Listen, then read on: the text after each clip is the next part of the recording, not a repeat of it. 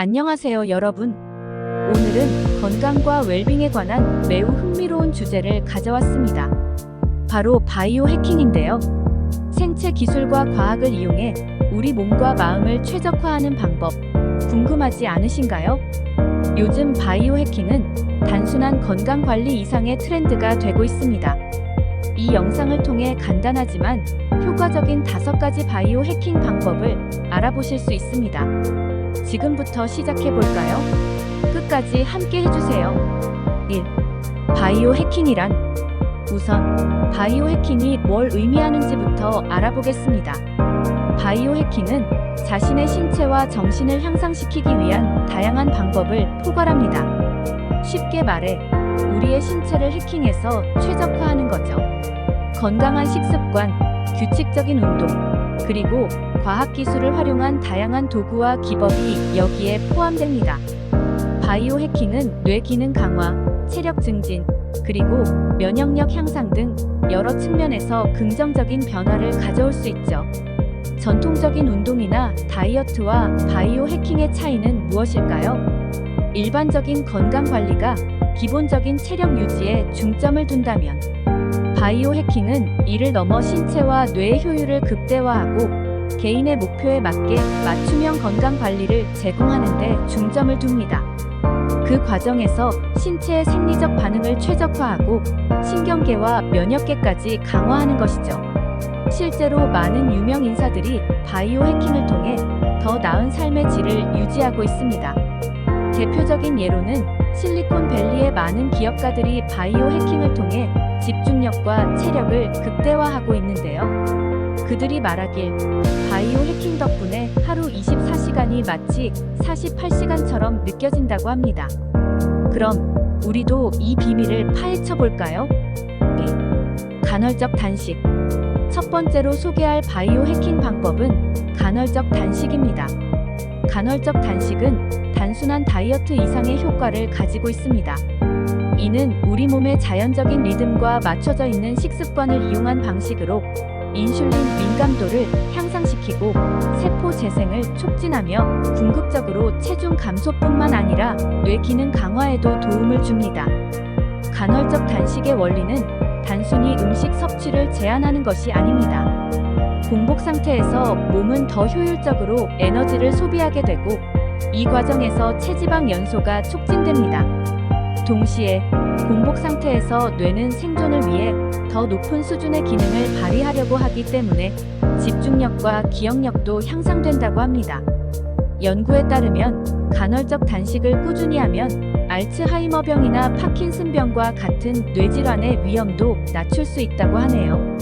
간헐적 단식의 효과는 실제로 많은 사람들이 증명해주고 있습니다.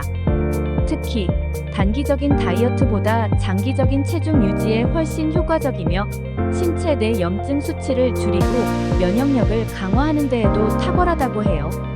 특히 16대 8 방식은 하루 8시간 내에 음식을 섭취하고 나머지 16시간은 공복 상태를 유지하는 데 많은 사람들이 이 방식을 추천하고 있죠.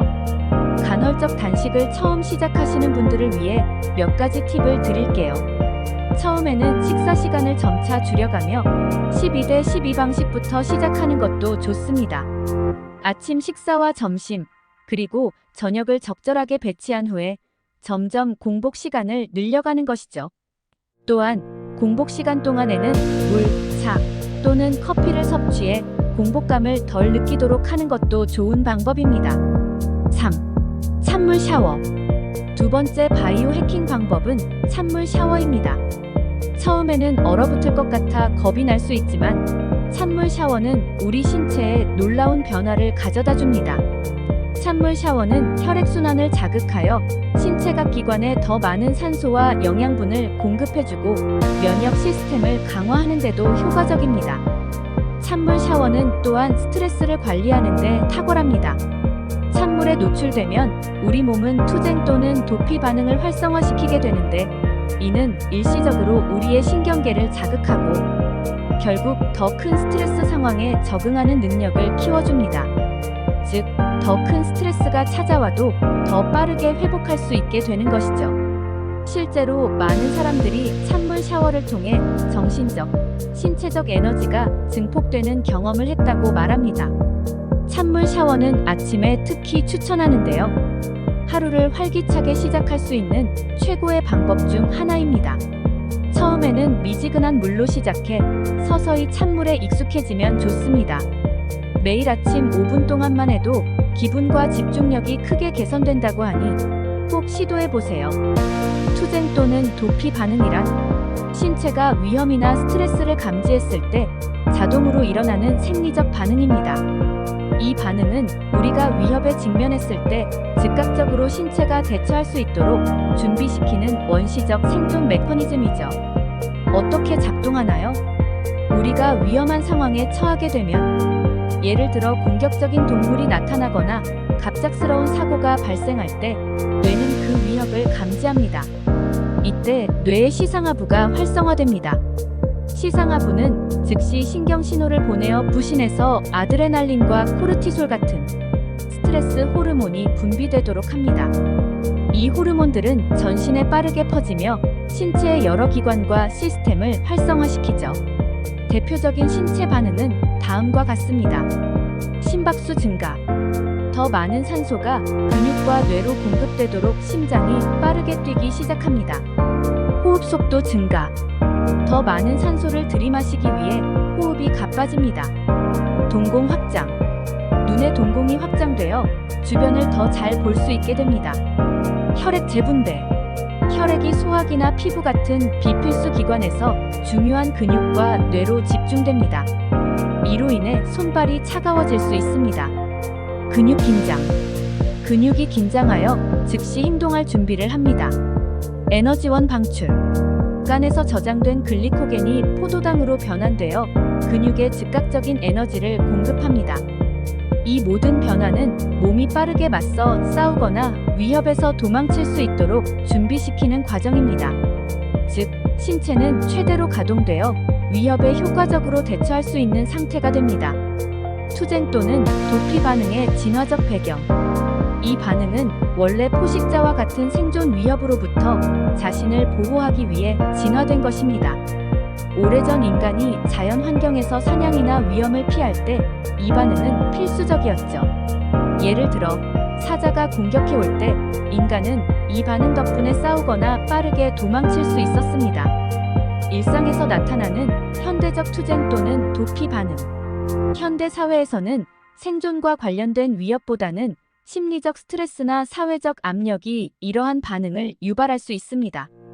예를 들어 중요한 시험을 앞두고 있거나, 직장에서 큰 발표를 해야 하거나, 갑작스러운 위험 교통사고나 위협적인 상황에 처했을 때 이 반응이 발생하면 신체는 즉각적으로 준비태세에 돌입하지만 실제로 싸우거나 도망치지 않더라도 스트레스는 지속될 수 있습니다.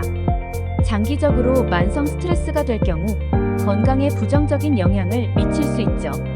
그래서 바이오 해킹에서 다루는 명상, 마음 챙김, 운동 같은 기술들은 이 반응을 효과적으로 관리하고 스트레스를 줄이는 데 도움을 줍니다. 4. 수면 최적화. 세 번째 방법은 수면 최적화입니다. 수면은 건강과 직결된 중요한 요소이지만 현대 사회에서 우리는 종종 수면을 소홀히 하곤 하죠. 바이오 해커들은 수면을 단순한 휴식이 아니라 신체와 정신의 복구 과정으로 봅니다.